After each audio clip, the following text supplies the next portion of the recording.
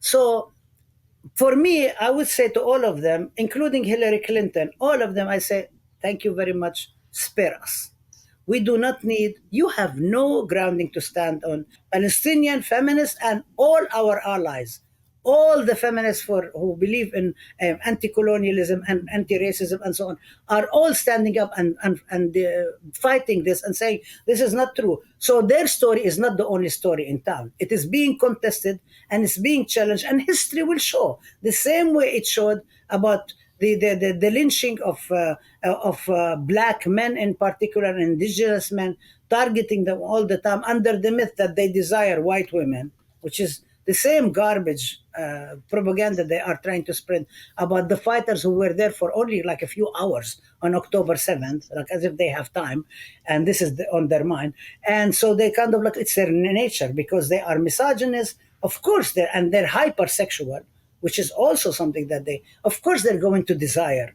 Why would they desire? I mean, they're liberating their country. They want to take captives, more live captives, in order to exchange them with Palestinian prisoners. Hello, everyone. I'm Rania Khalek, and this is Dispatches.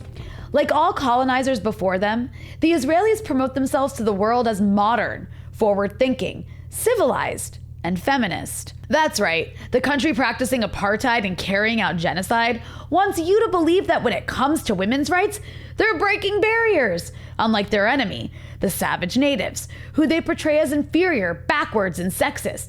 So sexist, the Israelis have tried to justify their genocide in Gaza by spreading what's been revealed as fraudulent accusations of sexual violence. At the same time, the documented Israeli sexual violence against Palestinian women has been largely ignored. So has the role of Palestinian women in the resistance. But we're not ignoring that here, especially not during Women's Her Story Month. To discuss colonial feminism and the way it's playing out in the Israeli genocide in Gaza, I'm joined by Dr. Rabab Abdulhadi, the founding director and senior scholar of the Arab and Muslim Ethnicities and Diasporas Studies program at San Francisco State University, and head of the oral history project, Teaching Palestine. But before we jump into it, this is just part of this episode. The full interview is available to Breakthrough News members only. You can become a member at patreon.com/breakthroughnews. And as always, be sure to hit the subscribe button and the bell so you get a notification whenever we post new content. And if you appreciate this show, you can also donate below on YouTube. Dr. Rabab Abdulhadi, welcome back to the show. Oh, thank you for having me. I'm very happy to be back. It's such a pleasure to have you on, and there's so much to talk about with regard to colonial feminism, imperial feminism, as it relates to the ongoing genocide in Gaza. But I think, a good place to start here would be to talk about what is happening to women in Gaza. This, what the mainstream media wants to call a war, but this genocide has been ongoing now. We're into the 6th month.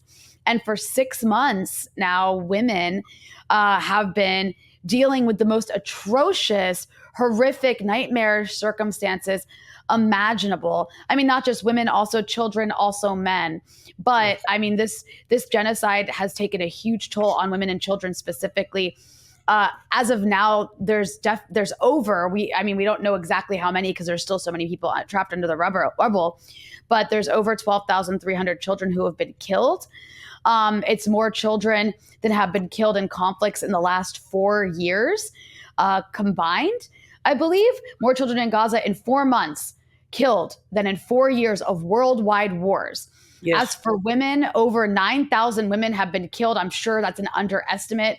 That was as of March 5th. And again, there are still so many people trapped in the rubble. So why don't we start there? Can you break down what it is that, as you've seen, the horrors that women are having to endure in Gaza? Yes, thank you, Rania. I think I want to also start where you also said that it's not just women. I mean, there is the whole genocide against Palestinian people is being conducted by the Israeli settler colonial regime and the continued complicit participation of the United States that continues to send arms and military to Israel. So I think that's really, really important to emphasize that this is a genocide. This is a crime against humanity to eliminate the Palestinian people.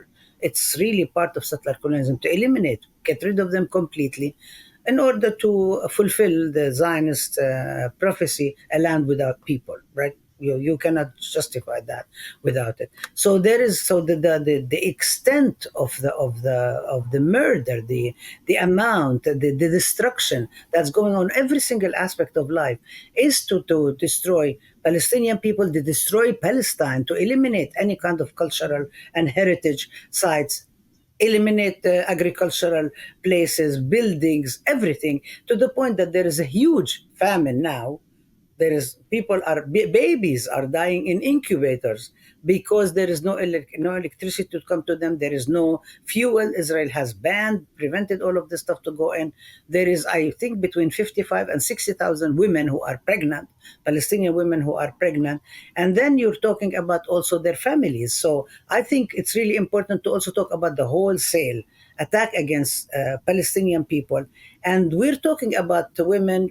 Partly, I mean, you invited me to the show because it is Women Her Story Month, March, and also because also there is a particular discourse within, like, the Zionist establishment, racists, white supremacists, and so on, that only focuses on women and children, and basically treats men's life as non-valuable. Men, Palestinian men, Arab Muslims, it's okay for to kill as many as possible. They are not, but they are. And then the whole question of actually they are the sons, the partners, the fathers, the brothers of the women who and the children who are being killed. And we've seen a lot of this. We've seen that in all the wars, by the way. Everybody remembered Muhammad al-Durra from the Aqsa Intifada, whose father was trying to protect him from being, and the kid was killed, was martyred. So it was September 30th, 2000. So there is this thing about destroying also the new life of Palestinians, destroying Palestinian also children, a whole generation. So there is something that is an attack, and then there is specific attack about the women because of their role in, both because of their role in society and because of their role in the like social role as reproducers of the population. They give birth, they train, are the ones who rear mostly. They focus on mostly, which is all over the world, by the way. This is something that's not exceptional to Palestine. And they also work the fields. They're part and parcel of the society. So the attack against the Palestinian women and the children and the men, of course, it's incredible. It's horrendous that what's going on. And anywhere else in the world, this would be completely shocking. It's shocking, actually, to the whole humanity. It's not the only countries that are basically like standing by Israel. It's only the United States and Canada. Even Canada demanded the ceasefire. So the United States is isolated in its, and if it weren't for the United States sending in a flood of weapons, Israel would have to stop the war immediately. So all the words, we find them empty words by the United States. So there is a particular focus. And also, let's not forget, Palestinian women have played a very important role and continue to play a very important role in the people's society, in the people's movement, in the people's struggle. So this is the women are part and parcel of the society. They're not exceptionalized. There isn't a species of Palestinians only called women, and there is a species of other. This is the Palestinian population completely attacked. But we speak about women, both because we have gender hierarchy, like we have it all over the world. So we do talk about the whole question of the liberation of women. It's very, very important question. And also because also the Zionists and the Israeli press and the media and the colonial media and the Orientalist media have also made a big issue about accusing Palestinians of mistreating, including mass rape, of Israeli women on October 7th, Aqsa flood, and basically making a big issue of it and completely disregarding anything that's happening to Palestinian women. So we're speaking about that because there is a lie that's being perpetuated. And at the same time, there are facts that are not being discussed and are not being talked about. And this has to do with the discrepancy and the hypocrisy in how you talk about a particular community under colonialism, colonized community, and how you talk about the colonizers. The oppressors always tend to be played up in the dominant media, official circles, and so on, that support the oppression. That, for example, in this case, the United States is propagating all of this, despite multiple proof to that, and of course the refusal completely to speak about what's happening to Palestinian women and children and girls and everybody in Gaza. Once in a while, they'll publish a report, and then basically they'll come back and they'll go back to Israel feeling insecure and feeling worried and so on, which is always the weapon of the oppressors to divert attention from what's happening to the oppressed by refocusing attention on themselves. And I want to go more specifically, or elaborate, have you elaborate a bit more on the what you mentioned, the sexual assault claims. We've seen the unraveling of these fraudulent rape claims, mostly led by outlets like the Electronic Intifada, but now it's being picked up by outlets like The Intercept, essentially reporting that, or showing that the reports that have been spread across the world by the Israelis are fake, are lies, at least at this point.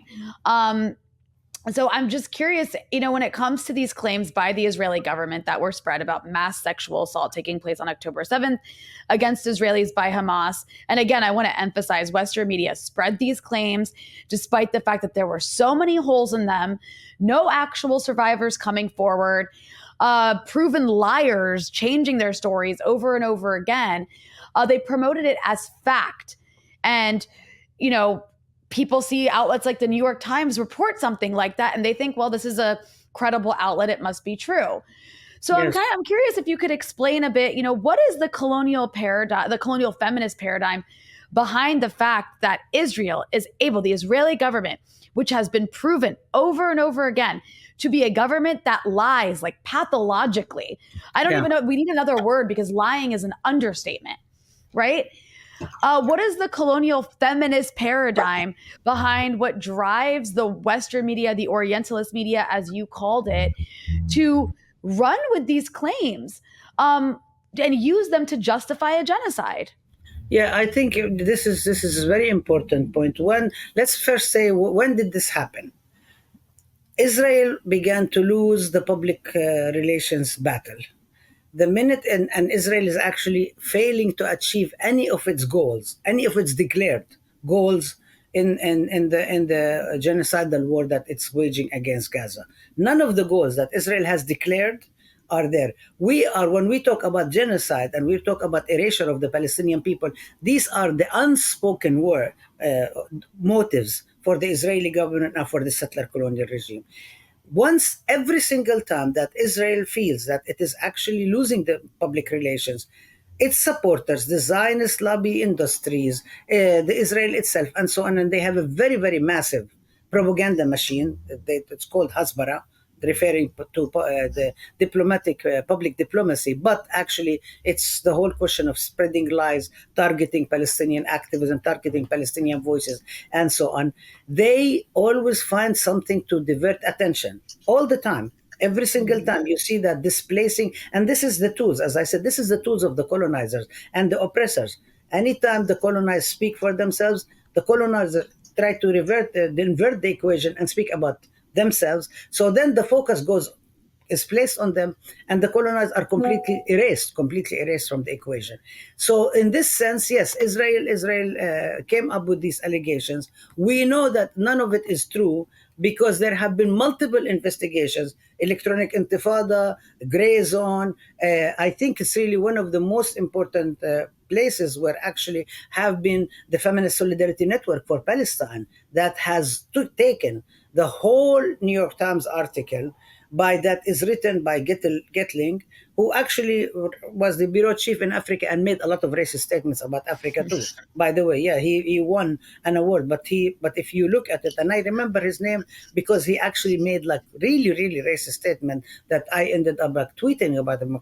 You're reporting about Africa and you're using racist colonial language. And then the two other people with him, they've never ever done it.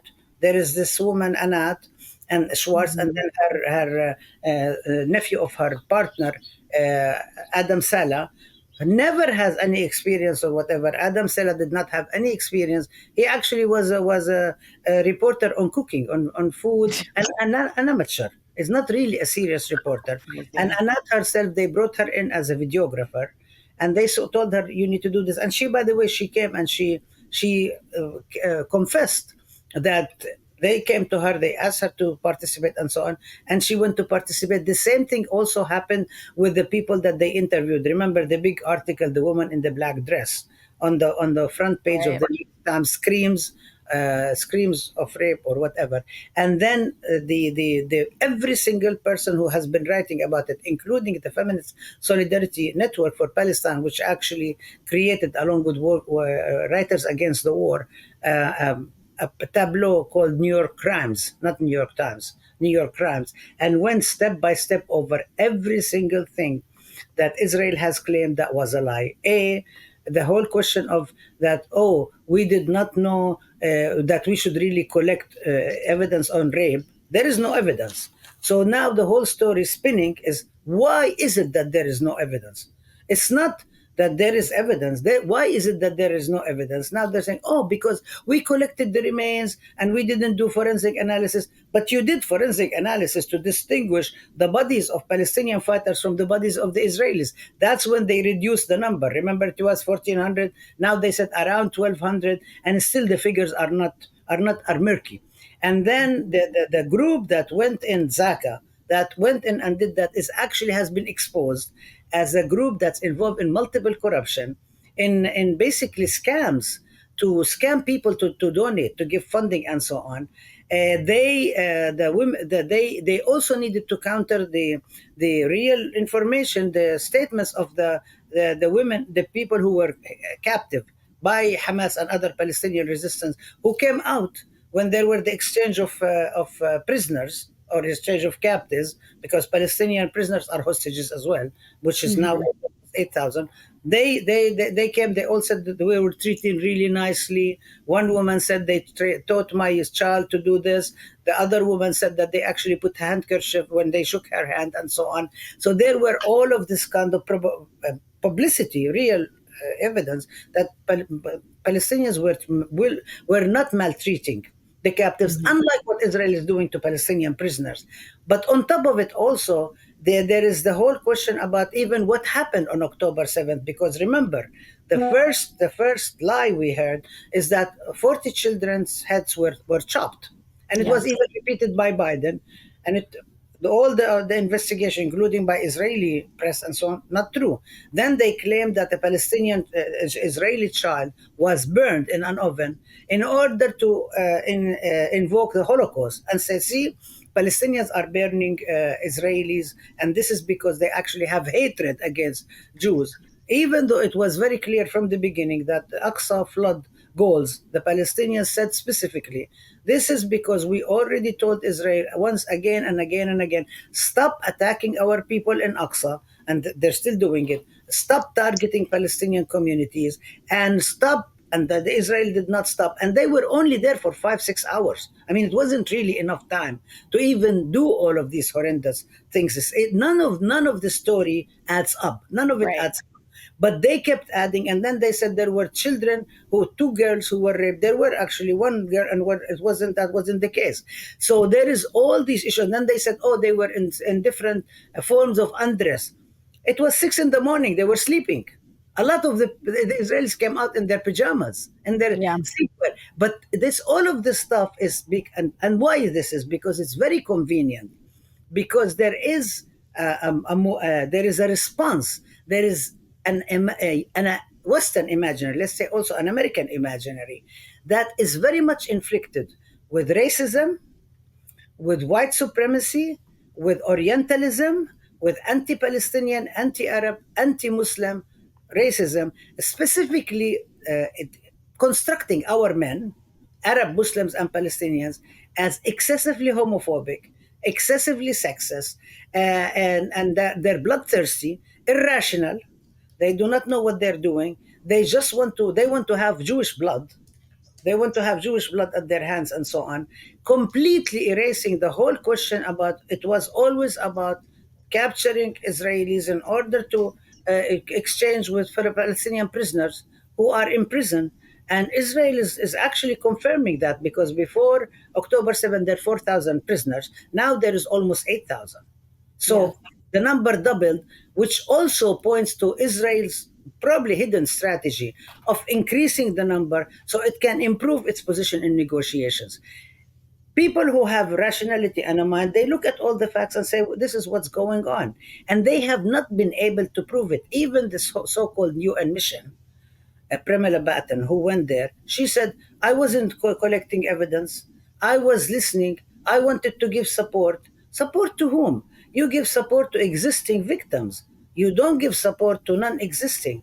Also, they want to affirm that Palestinians engage in mass rape as a weapon of war in order to consider a crime against humanity, because Israel and its allies, the US, are very much bothered by the proceedings of the International Court of Justice, which were brought nicely by South Africa, a country that has gone through apartheid and has been in solidarity with the Palestinians. I think it's rightly so to do that in collaboration with many Palestinian lawyers. So the legal team was actually made up of South African, Palestinian, international lawyers working with each other. And so this case is very real.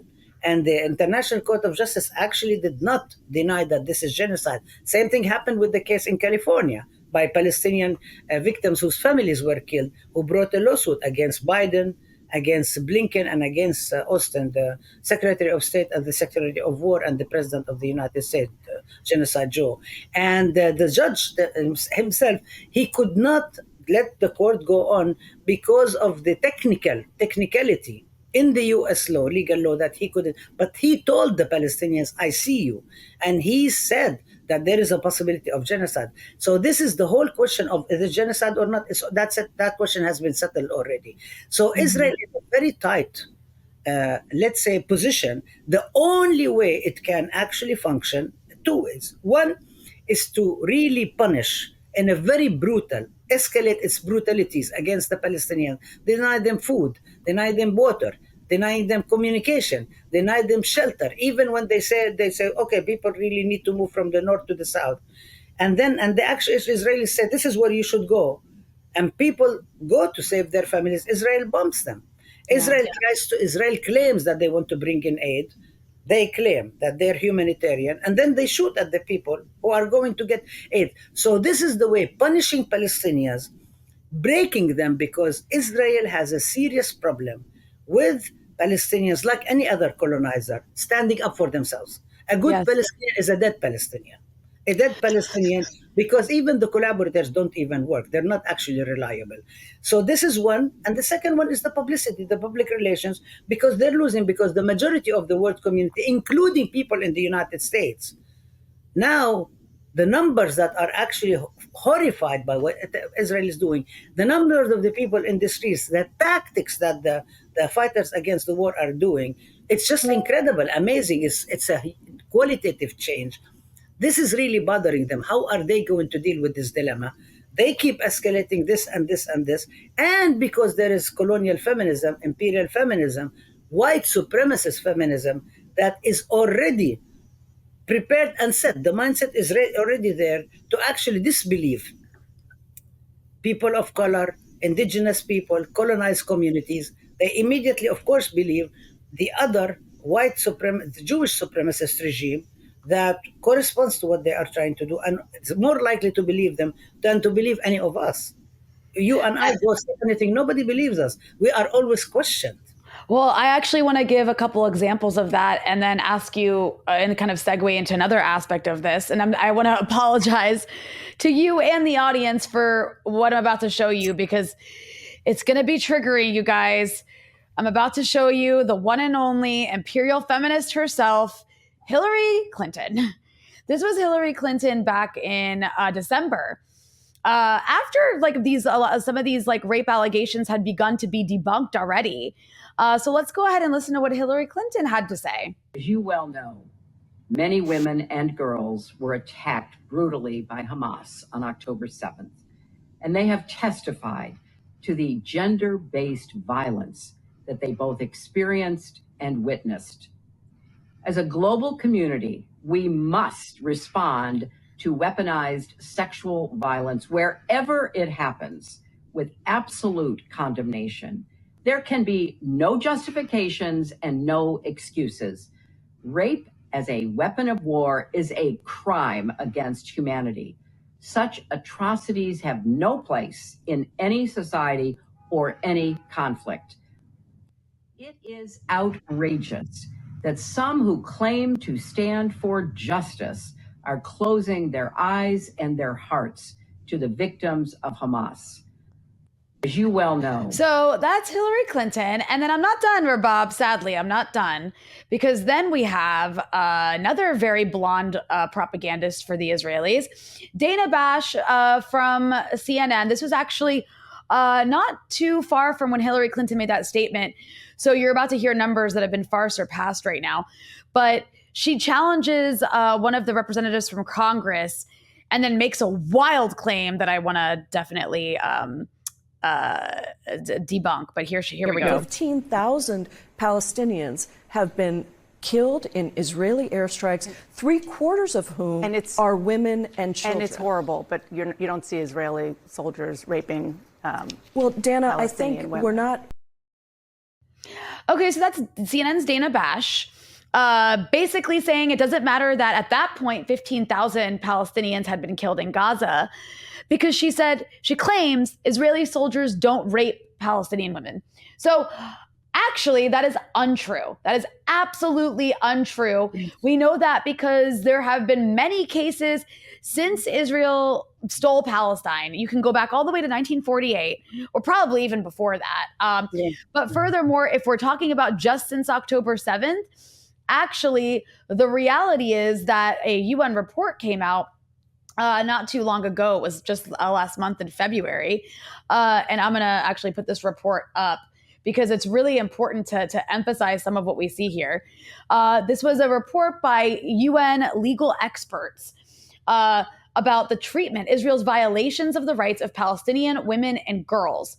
And in the statement, the women who were interviewed, actual people who exist, by the way, said that this everything from being shot at while holding white pieces of cloth when they were killed by the Israeli army, so like trying to basically hold the sign of surrender just to get to a safe space. But also in this report, it says at least 2 female Palestinian detainees were reportedly raped, while others were reportedly threatened with rape and sexual violence. The experts also noted that photos of female detainees in degrading circumstances were reportedly taken by the Israeli army and uploaded to the internet. There's also cases of women being basically kidnapped and disappeared, as well as their babies disappearing, little girls. It says Palestinian women and girls, or some Palestinian children not being able to be accounted for after they came into contact with the Israeli army. We still don't know what has happened to these people, and the violations continue. I mean, this report alone is disgusting. I didn't hear Dana Bash cover that report once. I have not heard Hillary Clinton say a word about that report. Not only that, they completely ignore that the Israeli soldiers celebrate everything they're doing on social media. Here are a bunch of photos that have been shared on social media of Israeli soldiers in different parts of Gaza playing with the undergarments of Palestinian women. There's one photo that's become kind of famous where an Israeli soldier basically put up the lingerie of a Palestinian woman on clothing lines and then took a photo of himself and then uploaded it to his dating profile to show how cool he is. And for those who are just listening, I just have it's a collage of photos of Israeli soldiers very proudly, literally celebrating wearing the undergarments of women, making sexual jokes about them, as if they're like trophies of some sort. So all that's to say, Rabab, when I see this, it's not just that rape, these fraudulent rape claims are being used to justify a genocide against Palestinians, to play into all the Orientalist colonial frameworks of how we look at brown and black men as they're all savages who just want to rape white women, but also acting as though or pretending as though this stuff isn't actually happening to Palestinian women, as though Palestinian women, especially with what Dana Bash said, right? She said Israeli soldiers aren't raping them, as if they've been so dehumanized nobody would ever dare to sexually assault them or something. I mean, there's so much crazy racism going on here. Can you unpack that for me? Yes, yes, thank you. Let's start with Hillary Clinton. Yes, I please. find her statement rich. My thing is like, that's rich. Because Hillary Clinton also was brought to the School of International Affairs at Columbia University, whose dean is an former Israeli military person. And they had a session with Hillary Clinton, this guy Getteling, and Sandy Sandberg, you know, anyway. And Hillary Clinton made the same claims. And the thing is really important to note that Hillary Clinton was an official representative of the US government that actually claimed that Libyan rebels used Viagra. And then she had to take it back. By the way, the same thing with this Premila of the United Nations. She claimed that Russian soldiers, and this reminds us. Remember in the 1990 when the U.S. said that Iraqi soldiers are killing babies in incubators in Kuwait, and it turned out that to be a completely a lie. So one thing I think is really important to cover, that lies are not accidental, they're not isolated. This is a systemic pattern. One, so Hasbara is there. Secondly, Hillary Clinton was also aware of all the crimes of US soldiers in Afghanistan, in Iraq, raping, Abu Ghraib. This was a very, very clear and what happened, and also what happened in the prisons of Afghanistan. Hillary Clinton is aware of what happens to Palestinian women and Palestinian men and Palestinian children, because if you talk about gender-based violence, it is not applies only to women. It applies to men, and it also applies, of course, to minors and so on. She's familiar and aware of that. And for her to actually use that to lie, but which is not something new because they lie all the time, but to actually pretend that she's speaking with credibility, she has no credibility whatsoever. Hillary Clinton, when she was Secretary of State and claimed to be the advocate for women's rights and so on, had an award for supposedly women who advocate for women's rights. One of the women who was invited was Samira Ibrahim, the Egyptian woman who was the first to speak against the virginity inspections by the Egyptian military that was very repressive, and she was very courageous. But they invited her to come to White House to give her an award. But then they found out that Samira Ibrahim supports Palestine and BDS. They rescinded the invitation. They took it back. So Hillary Clinton does not have a good history that give us any indication that we should believe what she is saying. But why is it that they're using Hillary Clinton? And why is it that they're using this? Because there is susceptibility. The imaginary, as I said, is already prepared to believe in that, A1, and also to define lives of Palestinians, of colonized people, of indigenous communities, of black and brown communities as not valuable, don't have the same value as the lives of the colonizers. I mean, if people want to look up some things, and it's not really that difficult. Theoretically, people can read it. Frantz Fanon writings on violence in the Richard of the Earth, the unveiling, decolonizing Algeria. Yeah, I think it was the chapter was unveiling Algeria. In Al Mujahid, in multiple places, multiple people have written about that again and again and again, and we know that from history that this happens all the time. But it's now all of a sudden they would like. So I'm still talking about Israeli, but the members of the body of the colonizers. But Hillary Clinton and all of them were very good friends with this Webstein guy who ended up being participating in the trafficking and the rape of underage girls. They're all involved in it. They're all friends with each other. I mean, if you are your hands are dirty, your hands are not clean, you are actually making claims that you are not standing with. Yes, using rape as a weapon of war is a crime against humanity. The whole question of what happened in Bosnia and Herzegovina, and the whole question of the rape of Bosnian women, But historically also, we do know that Palestinian women, men and children have been sexually, aside what you said here, the whole question, there is so many videos of Israeli soldiers celebrating what's going on. One of the images that I wrote about for about the 2014 Israeli war on Gaza, which was about the Israeli soldiers when they finish their military service, they print T-shirts, and one of the teachers they have is an image of a Palestinian mother, pregnant woman, and it says one shot, two kills. So if you kill a pregnant woman, you kill two Palestinians, the mother and the baby. This is all the stuff. I actually the title of my article was celebrating Palestinian death, because they also celebrated. They were sitting in Sadarot eating watermelon seeds while the bombs were falling on Gaza. There is the whole question of kind of denying Palestinian humanity altogether.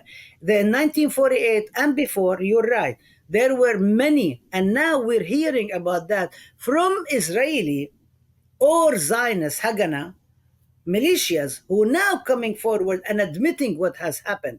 Because we're not, how could we hear from Palestinian girl from Naqab who was killed and raped? She doesn't live anymore. But they're the ones who are coming and actually making confessions about that. Same thing about the massacres. And so this is kind of like the past is full historically. More recently, right before October 7th, there was a huge story about Israeli soldiers asking and forcing Palestinian girls in Hebron to take off their clothes, to be naked. And this is something but I actually like relate to, because every time as a young Palestinian coming through the bridge or sometimes coming through the airport, whenever we were allowed Israeli airport, they will take our clothes, they'll take your clothes to quote unquote search them, and then leave you for 1 hour, for 2 hours naked in a cubicle. You can't go anywhere. How are you going to? First of all, it's locked from the outside. But even if you're able to break it, how are you going to go out naked? I mean, this is this whole humiliation that they impose on Palestinians day in and day out. The attack and the beating just last week of women who are trying to go to the Aqsa Mosque to pray, or are in the old city of Jerusalem. They're living in their native city. They're being attacked. Also, we heard only since October 7th of how many Israeli soldiers and prison guards. Now, all of these are elements, and the police are parts of the Israeli government. This is official. This is not unofficial. This is not some rogue soldier doing this and that. This is something that is part and parcel. How many have been beaten up? How many have been sexually abused? How many have been attacked? The Palestinian prisoners, the children who were released, the women who were released, they all spoke about this. They testified upon their release, even though they were threatened by the Israeli military. Do not say anything. Do not receive anybody. You're not allowed to speak to the press. But they were courageous to come up and say, this is what happened to us. This is only recently, historically. I think it's really important to say that Palestinian documentation, there is documentation of Palestinian women prisoners who were raped. Rasmiya Odeh spoke about that. Many Palestinian women spoke about that. Where was Hillary Clinton when Rasmiya Odeh was being deported from the US?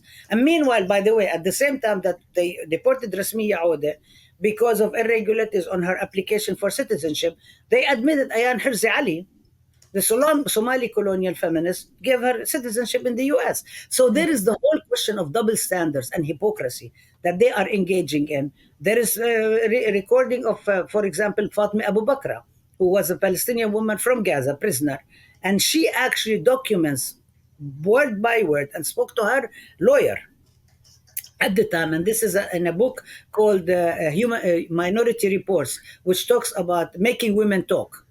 Basically, what do you do in order to torture women, the investigators or the interrogators, in order to make them talk? And she talks about how the Israeli interrogator threatened to rape her, then pushed her clothes, told her they're going to castrate her husband and her children. And this happens again and again. And you know, I've written about this stuff, and this is all documented in so many different places. All the Palestinian prisoner organizations, from the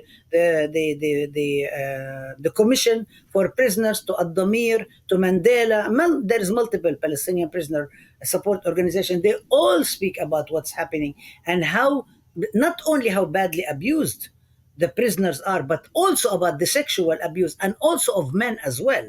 And they threaten men in prison that they will rape them or they'll force them to rape each other. They threaten them. The Palestinian men come out and speak about that all the time. It's everywhere. The sexual harassment. I mean, I remember even as a young girl going to school, the Israeli soldiers standing in a jeep, Dawriya, right outside of our school, and like saying nasty words towards us and like harassing us and so on. We couldn't do anything because they're occupiers. So this is a historical pattern. This is not something that is actually errant, because they would like to say, oh, this is heretic elements, this is isolated and so on. But actually, the violence and the rape culture is very, very much part of the Israeli settler colonial society, including violence against Israeli women. That Israeli soldiers who come back from their service in the military, they come back and they abuse and they kill and rape their girlfriends, their partners, their wives, and so on. It's all documented, including Israeli ministers who have already been indicted for sexual harassment and so on. This is a regime that is a military regime, that is a settler colonial regime, that obviously sexism and gender hierarchy, oppression, gender violence is part and parcel of it. Where was Hillary Clinton when all of this stuff was happening? And where is she now? Where is she now to talk about what's happening to Palestinian women? Where is she? So for me, I don't believe any of this stuff. It's all propaganda. It's all intended to cover up what Israel is doing and divert attention from the genocide that they are conducting against our people in Gaza. No, beautifully said. And on that note, I want to also add, and I know that this is something that you have emphasized so much, is Palestinian women aren't these like docile victims, right? They have been in the struggle. They still are in the struggle to liberate Palestine. So I'm curious if you could also highlight some of the historical examples of the role of Palestinian women in the past and present day in the struggle to liberate their land. Yes, Palestinian women have been involved for over 100 years. We've been colonized for over 100 years. As long as colonialism has been there, Palestinian women have resisted. And we have a lot of evidence from organizing demonstrations, organizing a conference, the first women's conference, which we can talk about that in a minute, maybe, if you would like, about colonial feminism and the connection between the two. And Palestinian women participate in all sorts of life. I mean, you cannot have half of the society not participating anywhere. So Palestinian women participated in tilling the land. The peasants are not just men, the peasants are women and men, and sometimes even younger youth of the family are brought in when they are collecting olives, and people come, and we see that in the olive season when settlers come and either steal or burn the olive trees or pull them out and so on. So in that, Palestinian women have been very much part and parcel of the armed resistance of the Palestinian movement, of the Palestinian resistance movement. We know many Palestinian women have struggled again and again also for the rights of the Palestinian, for the liberation of the Palestine, and for the liberation of women, and for the liberation of the various groups to which they belong, whether you're talking about Palestinian women refugees groups, you're talking about Palestinian women workers groups, Palestinian prisoners, teachers, educators, artists, cultural providers in every single aspect of life. And this is also completely absent from the story, because it is also not in the interest of Israel and the settler colonial regime to actually show that Palestinian women are actually very much involved. And this is one of the things I argued in my PhD dissertation, that Palestinian women, even under occupation and under colonialism, fared well in the liberation movement, because the liberation movement itself is about freedom and liberation. It's itself about freedom and liberation. It cannot be about oppressing a group within it that's calling for freedom and liberation. And so even if you compare it with the so-called the post-Oslo quasi-state or whatever, actually the lot of women worsened. And at one point, Palestinian women who won International Women's Day, not by themselves, of course, with the whole movement, as a paid holiday, as well as May Day, by the way, because during the 87 Intifada, the Palestinian Authority tried to take that away a few years ago. And so the Palestinian women rose up, almost revolution, and everybody who supports them and so on, and the Palestinian Authority had to reinstate the holiday back. So it didn't really work. So outspoken, strong, speaking up for themselves, which also is not convenient for the colonizers, because you are not supposed to speak up for yourself. There is the gender, the sexism that exists. How come you're so uppity? There is the racism that exists. How come you're so uppity, a person of color? There is the Islamophobia. How dare you speak up as a Muslim? You are supposed to, you're below us. Every single aspect you're talking about, we are constructed, and I'm saying we are, as Palestinians and also as communities of color, indigenous communities, colonized, marginalized communities, as less than, inferior to the oppressor group that promotes its own supremacy. So whether we talk about Jewish supremacy, white supremacy, in South Africa, apartheid, everywhere else, we see that colonialism happens all over the world, Asia, Africa, and Latin America. We don't have time to go into all of it, but it's historic. This is very much part and parcel of colonialism. This is in the DNA of colonialism. Not only thinking of the whole population as inferior, but also always being shocked that members of the colonized community, women, are standing up because they come from colonized societies, colonial societies, in which women are not respected. And so when France and Britain and the settlers came and settled the Americas, for example, there is so much oppression of women. Women didn't never had rights. They had to fight even for rights in inheritance. They had women who were accused of being witches. They were burned at the stake. Joan of Arc was killed. I mean, if you look about the whole history, when did women get the vote and so on? All of this stuff, they claim that they are actually the ones who give the model in liberation and feminism, and that's not true. That is not reflected in history. It's just not true in terms of history. Let's study more in history and see, but it is not in their interest. It's not convenient to make that possible in history. Absolutely. I mean, actually, when we think about the progress of women's rights in many places, what comes to mind for me is post-revolutionary Cuba, post-revolutionary Soviet Union, post-revolutionary China, where you saw literacy rates and health outcomes and maternal mortality rates, all like social indicators for women skyrocketed in these places. They got the right to vote. Whereas the regressive, archaic nature of these actual colonial societies that, I mean, yeah, we forget they burned women for being witches. I mean, this is the superior society they wanted to replace Native Americans with, is with people who burned women. I mean, it's completely insane. And that brings me to, I think, the broader question here. And this is, you have expertise on so much. And one thing that you have a lot of expertise on is the issue of colonial feminism. So I'm curious, for our audience here at Breakthrough, how would you briefly define terms like colonial feminism and imperial feminism? I mean, we just gave a lot of practical examples in present day Gaza and what has, this country that calls itself Israel. But also, I mean, historically speaking, we've given examples as well. But if you had to condense it into like an easily comprehensible definition, what would it be? Okay, so I will just say, I mean, there is imperialism because of the time of imperialism and the expansion of imperialism, and colonial that is actually also supports colonialism, and it's part and parcel colonial discourses. And we say it's Islamophobic, it's it's racist, it's white supremacist, and so on. And it is, and the trick about that is that it is feminism. So because it is feminism, it is supposed to be something good because it's about the liberation of women. So that's where it also becomes very tricky, that those who are demanding the liberation of women are actually engaging in the repression and the oppression of women other than themselves.